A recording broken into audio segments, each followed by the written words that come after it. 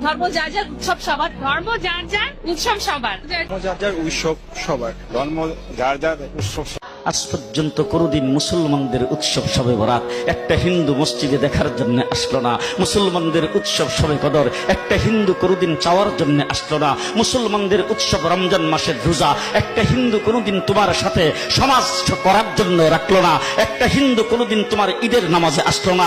একটা হিন্দু কোনদিন তোমার সাথে জুমার নামাজে অংশগ্রহণ করলো না। তোমাকে দেখার জন্য পর্যন্ত আসলো না। তার কারণ হলো হিন্দুরা মনে করে এটা মুসলমানের উৎসব, আর তুমি মুসলমান হইয়া হিন্দুর দুর্গা পূজায় কিভাবে গেলা?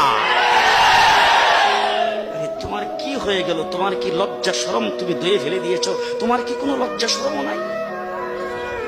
লজ্জা শরম নাই? আবার কি সুন্দর বলতেছ, ধর্ম যার যার উৎসব সবাই। হাই হাই হাই, ও মুসলমান যুবকেরা ভালো করে শোনো, ধর্ম যার যার উৎসব সবার, তাইলে বিয়া যার যার বউ তো সবার। জি, বিয়ে যার যার বউ সবার, পুষ্কুনি যার যার মাস সবার, গাছ যার যার ফল সবার, ক্ষেত যার যার ফসল সবার, দোকান যার যার মাল সবার। এখন ঘুমাইছে কি কথা বলেন না কেন?